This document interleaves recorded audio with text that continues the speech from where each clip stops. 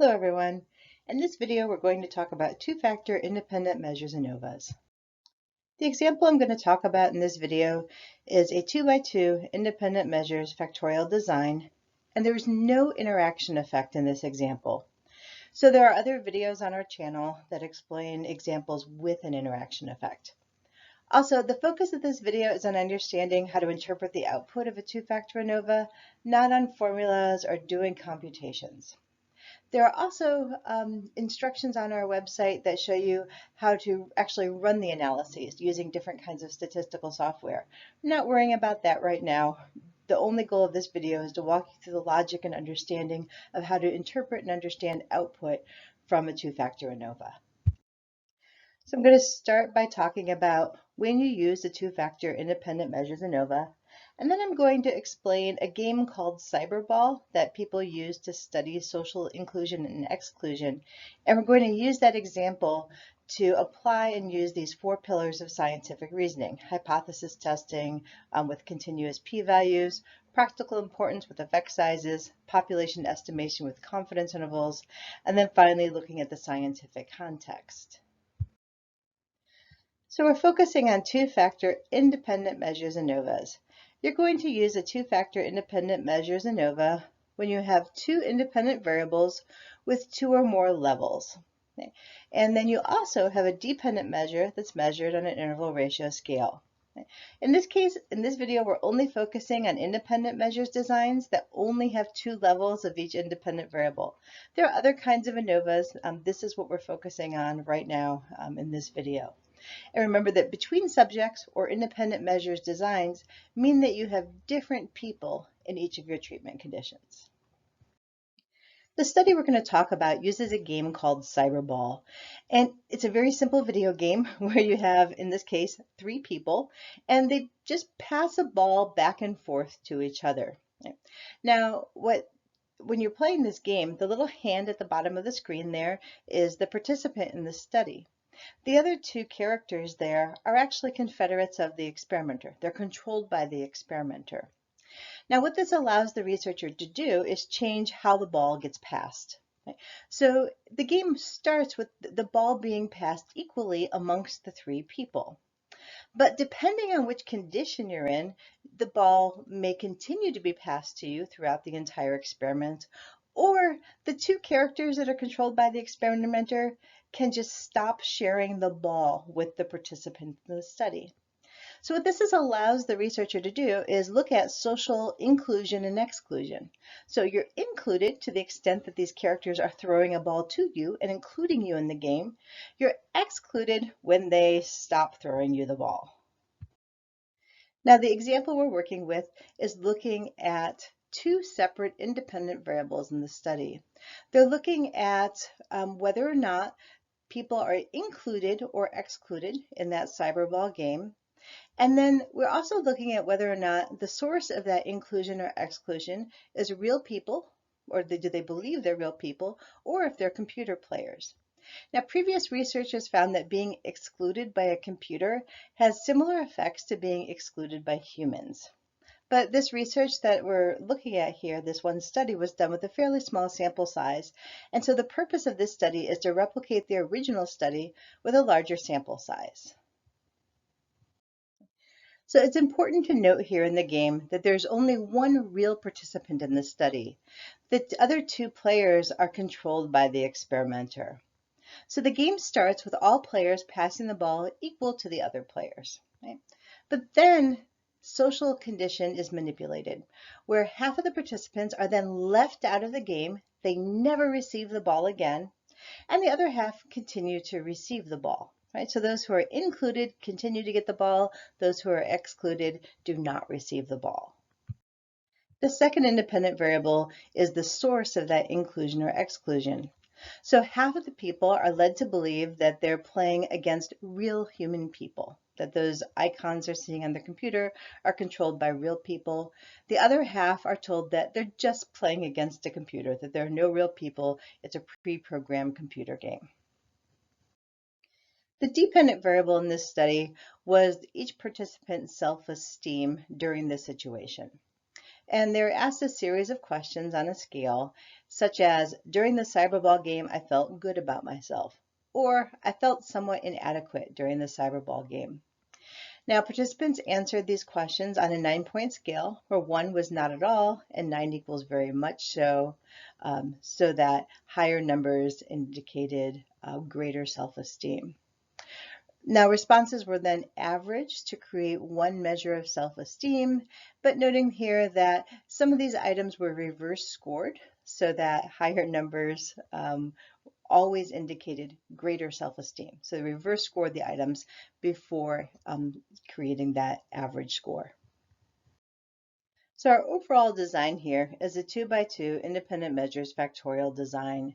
And we have 2 independent variables. The first one is social condition, which was inclusion or exclusion, and that was manipulated between subjects. And then there's also the second independent variable is the source of that inclusion or exclusion was either from computer players or people players. The dependent measure is self-esteem. So if you look here at our grid, you can think about this as a 2x2 design. And so there are 4 cells in the design. People were either in the social inclusion computer cell, the social inclusion people player cell, social exclusion computer players, or social exclusion people players, for a total of 4 cells in the design. Okay, so now that we have our study designed, we're going to use these 4 pillars of scientific reasoning to understand and reach conclusions about this study. So we're going to start with our first pillar here, which is hypothesis testing with continuous p-values. All right, so before we start hypothesis testing, we have to make sure that we've chosen the correct statistic. So in this case, you use the 2-factor independent measure design when you have 2 separate independent variables, and when your dependent measure is measured on an interval ratio scale. Also, since this is an independent measures design, we need to make sure that there are different people in our different groups. And so that's what we have. We have a 2x2 design with social condition and source as our independent variable and self-esteem as our dependent measure. Of the test. All statistical tests have assumptions. And if these assumptions are violated, the results of the test might be misleading. So there are 4 assumptions we need to consider for the 2-factor ANOVA. And this is the independence assumption, appropriate measurement, normality of distributions, and homogeneity of variance.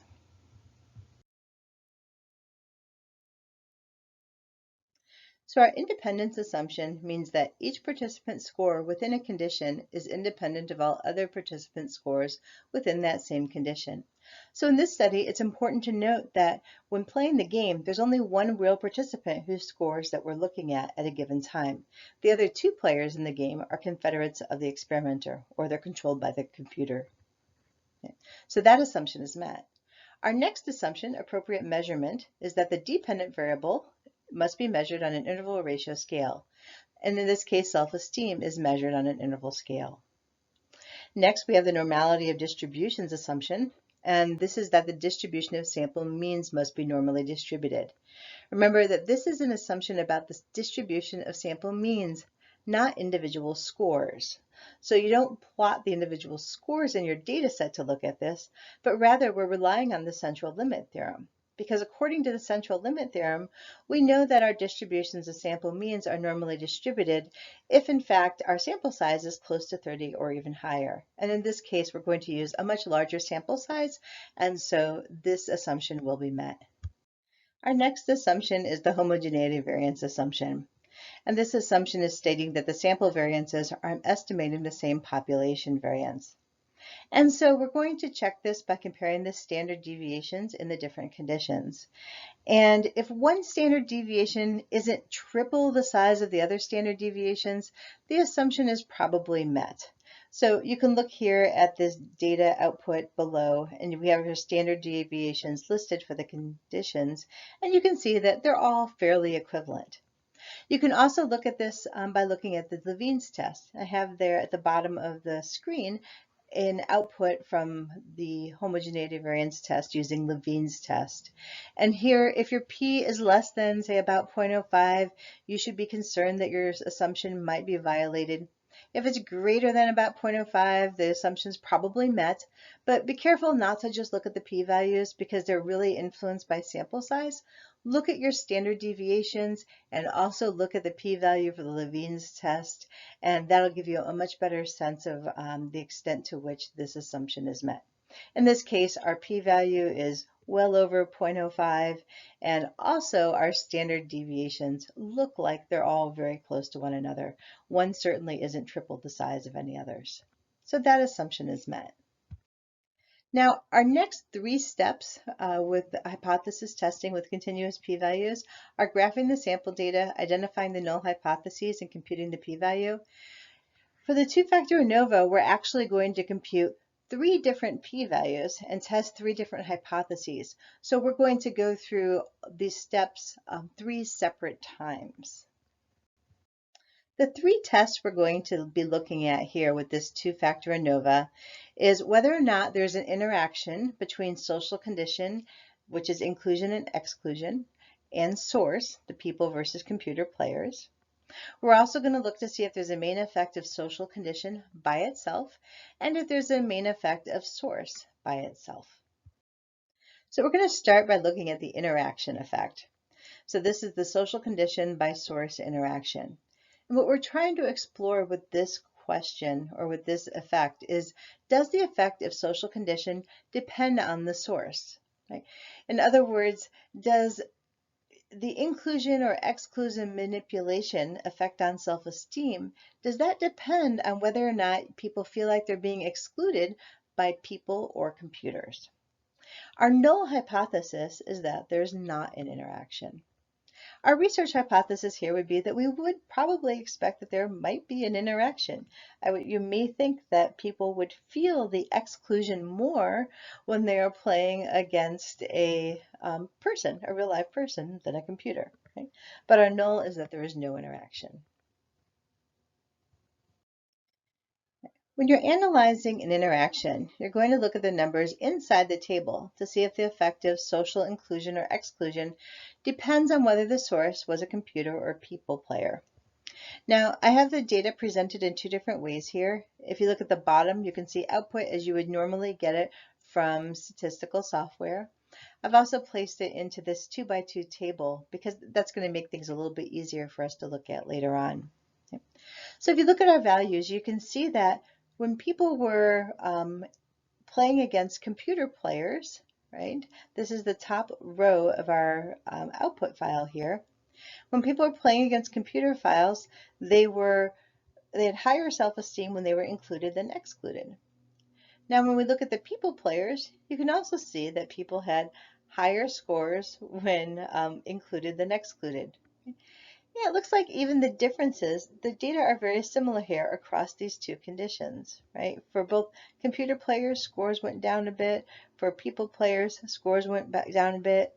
This is suggesting that there's probably not going to be an interaction, that our data, the same basic thing happened when people played against computer players than when they played against people players. Okay? But we need to look at the data, not just in terms of the means, but also look at statistical analysis of this. Okay, we can also look at our data in a graph. So this is a graph of the interaction where we have self-esteem on the y-axis. One independent variable is on the x-axis, and that's inclusion versus exclusion. And then there are separate lines for the source, person versus computer. Okay.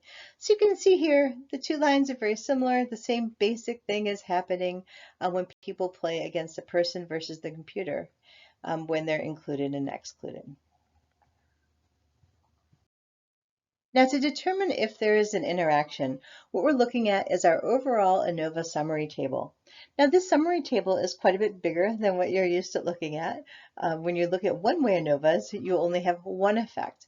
But for two-way ANOVAs, you have three different effects. You have two main effects in an interaction. I have the interaction here circled in red, right? So with the interaction, we have an F value that we're going to use to interpret to see if the interaction is likely or unlikely, or how likely it is that that interaction is to be due to sampling error. Okay? So our F value for this interaction is 0.07 with a P of 0.78 with a omega squared and effect size of 0. which means we don't have any evidence of an interaction. Our data are consistent with the null hypothesis, right? And that means that the effect of being included or excluded didn't seem to depend on whether or not it was a computer player or a person, right? Our self-esteem scores were affected pretty equally by exclusion by computers and people. Right? So you'll also notice here that I've put the results into APA style. When you're reporting the F ratio, the first number in parentheses is the degrees of freedom between treatments, which is 1, followed by the degrees of freedom within treatments, or residual, or error, which is the 316. And then you're reporting all of the other values from those lines. Okay. So we don't have any evidence of an interaction here. Now, although we don't have an interaction, I still want to talk about the simple effects for a minute, just so you can see what we're doing when you look at simple effects. What we're looking at here is the effect of social inclusion or exclusion at the level of computer players, and then also looking at it for people players. Okay, so for computer players, we want to compare the social inclusion and exclusion scores, and for the people players, we're going to compare the social inclusion and exclusion scores. So let's start by looking at the computer players. When we look at the computer players, we're looking at a social inclusion score of 7.04 and a social exclusion score of 5.59. The simple effect for computer players here is 7.04 minus 5.59, which is 1.45. And what we want to know is whether or not that difference is greater than what would be expected based on sampling error, right? Because if there's really no difference for inclusion and exclusion by computer players, we'd expect a difference of 0. Right? So that's one of the simple effects we're going to look at. For our second simple effect, we're looking at people players.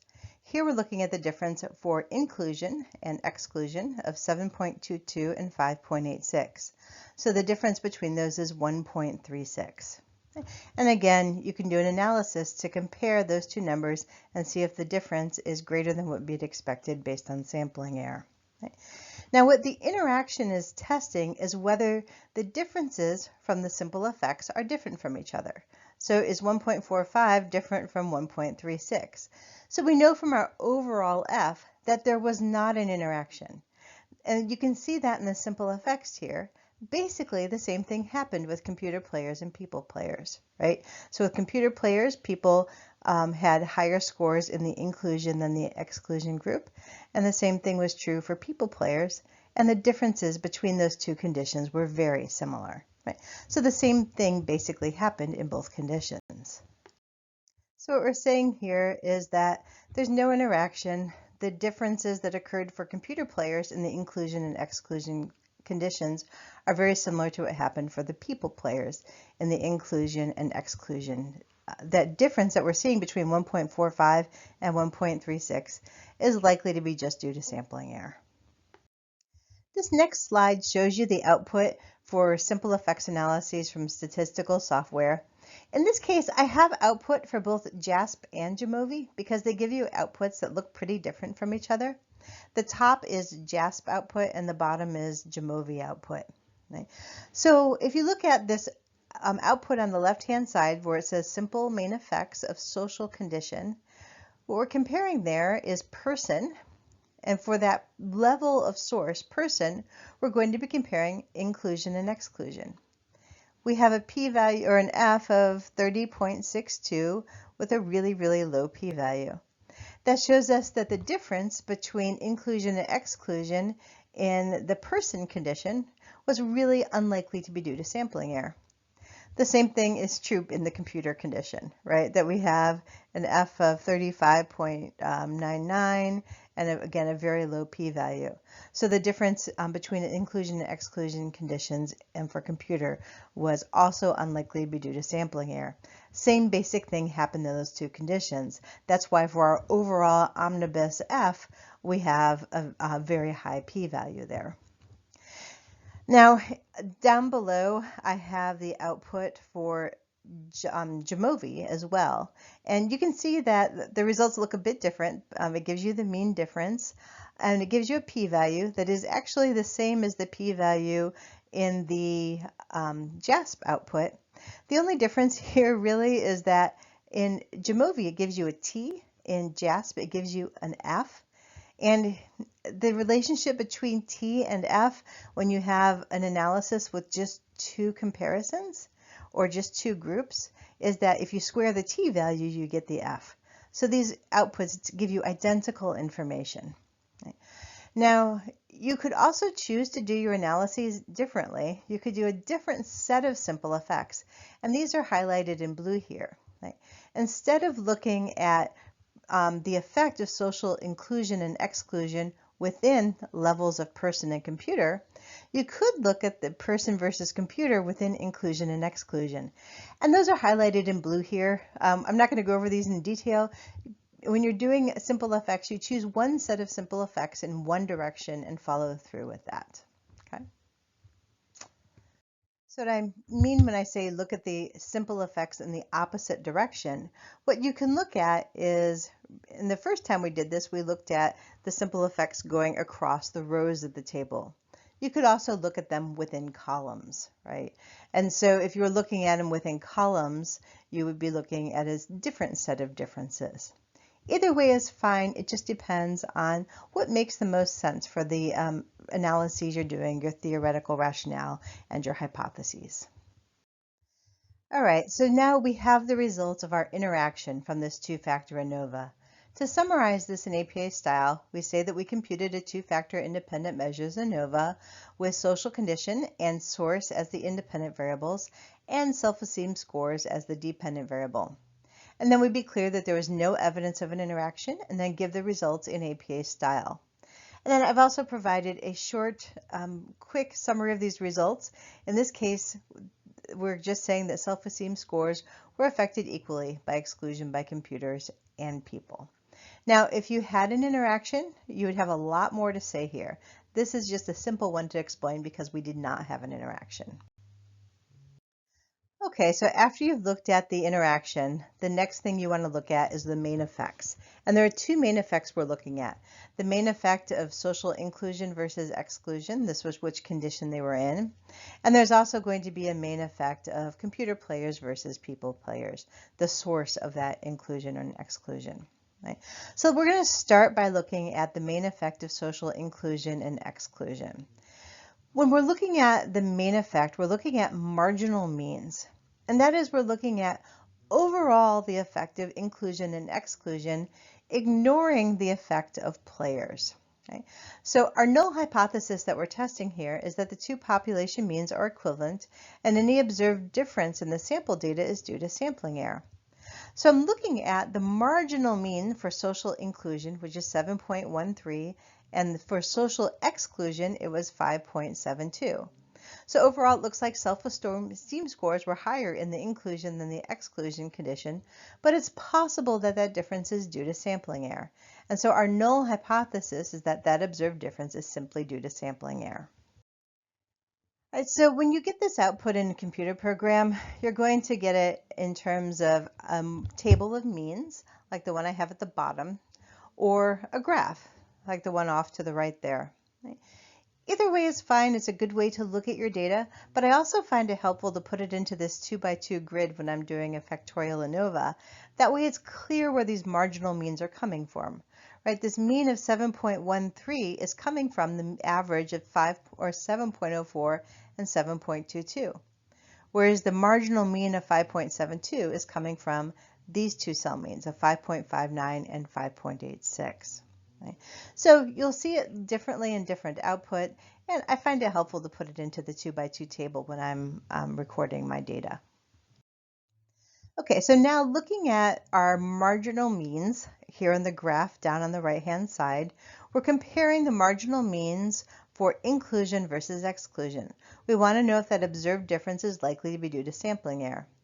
To make that determination, we're looking at the row highlighted in red or outlined in red in this output table. We're looking just at the main effect of social condition.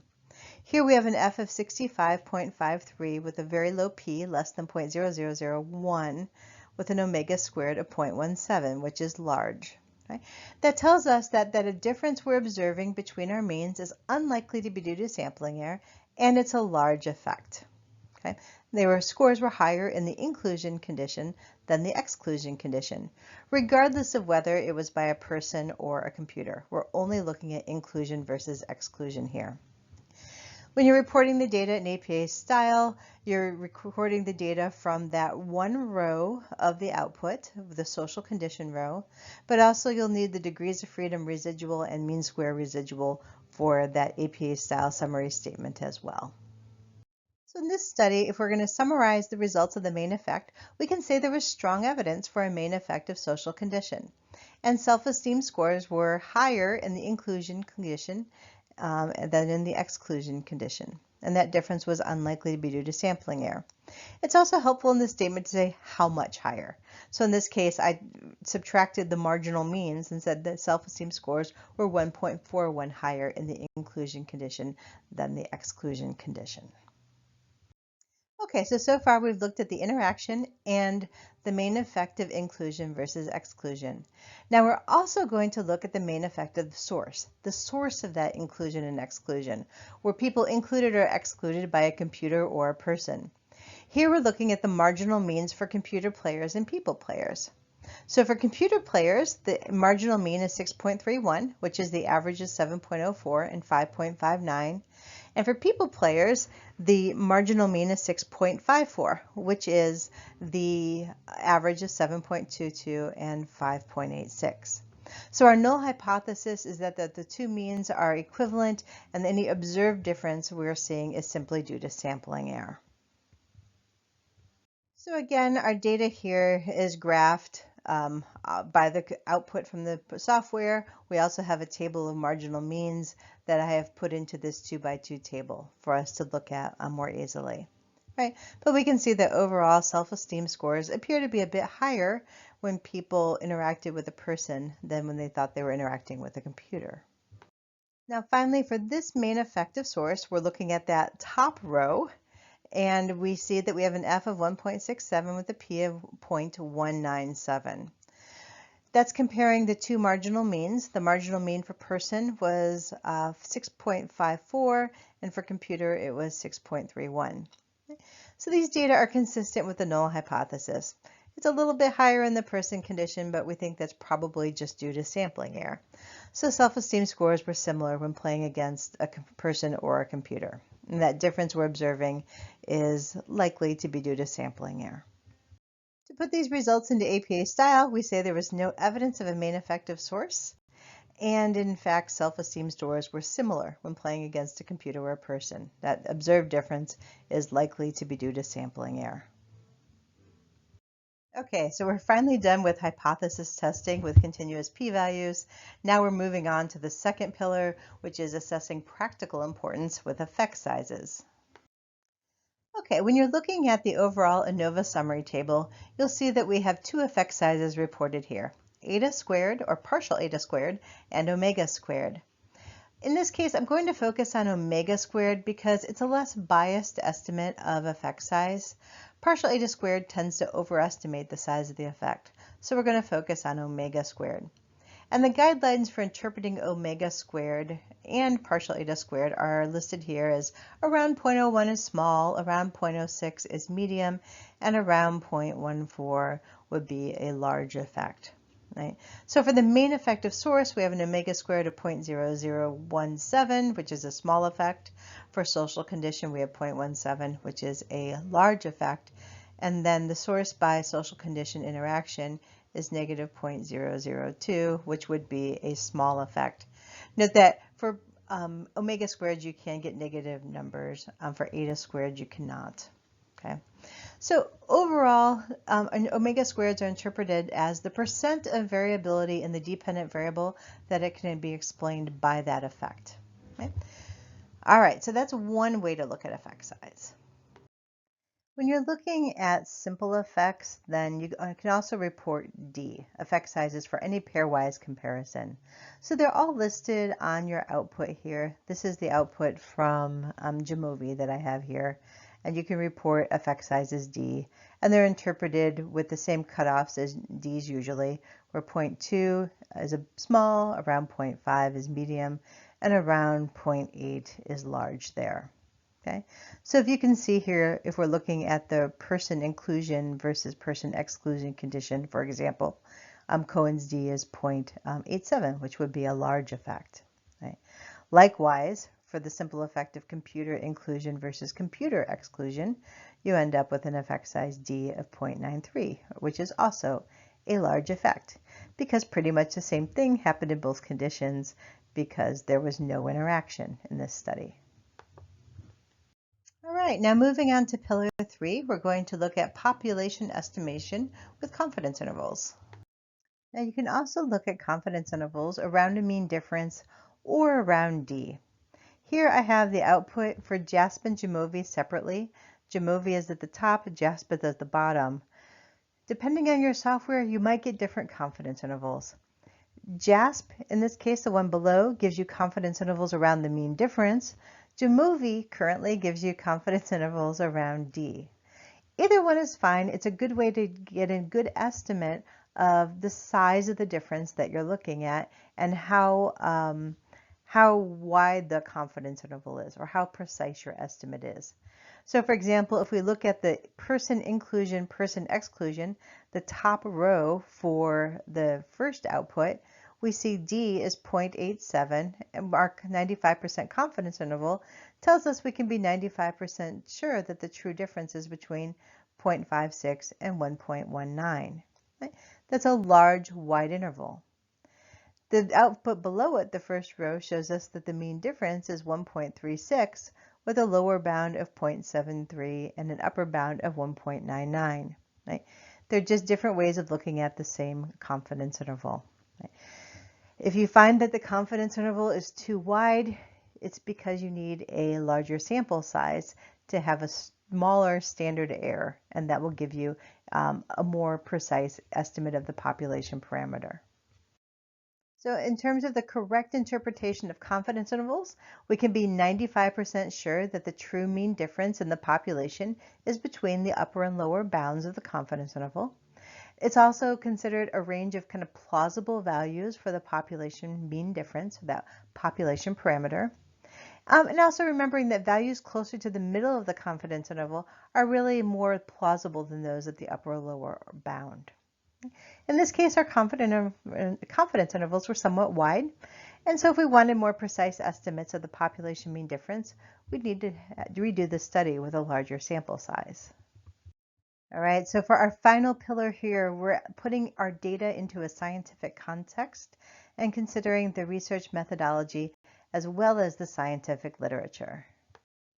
So when you're considering the research methodology and the scientific literature, there are a lot of different things to consider, and which things you are able to consider will probably depend on whether or not you've already taken a research methods class and have some experience in this area. But you're thinking about things about, are there any methodological problems with the study? Did they measure and manipulate the variables well? Did they use random assignment to treatment conditions? Did they have a good sample size? Were there confounds in the study? Things like that. In terms of the scientific literature, what we want to know is how well does our study fit into the existing scientific literature? Is it consistent with the studies that we're building off of? Or if it wasn't consistent, do you know why? What's different about your study than previous studies? And then coming to a conclusion of what's the current weight of the evidence on this particular research question. So in this case, there are no obvious methodological problems with the study, and our data from this study is consistent with the study that we are replicating. Now, you may want to be concerned about the idea that maybe these results aren't really generalizable to the real world. Maybe playing a ball passing game on a computer isn't a great analog for what's happening in the real world. And that's something you could talk about in a discussion of a paper. But within this study, it's internally consistent. And the previous research has found that the manipulations are effective. People do feel included or excluded in the game based on whether or not the ball is passed to them.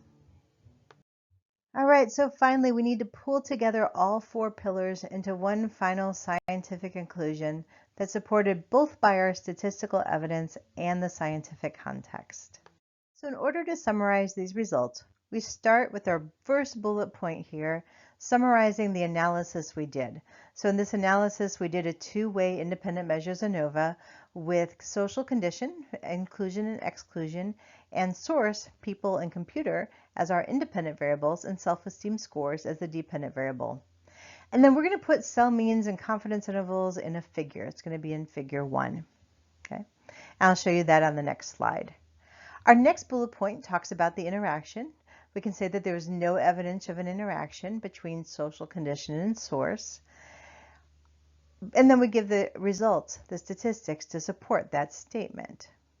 Then we can also say there was no evidence of a main effective source, give the statistical evidence to support that, and summarize this as self-esteem scores were similar when playing against a computer or a person. The observed difference there was really likely to be due to sampling error. Then we can say there was strong evidence for a main effective social condition. Self-esteem scores were 1.41 higher in the inclusion condition than in the exclusion condition. That's a large difference that was unlikely to be due to sampling error. Noting I'm clear about which group was higher and how much higher it was in my comparison. Okay. Now, finally, we'll say there are no obvious methodological problems with the study, and it's consistent with the study that we were replicating. Okay, so that is our overall conclusion here for this two-factor ANOVA, where I've summarized both the interaction as well as both main effects. Here I have figure 1, which is a graph of our cell means. This is a graph of the interaction, so that we have the data presented there with means and confidence intervals for the reader to refer to.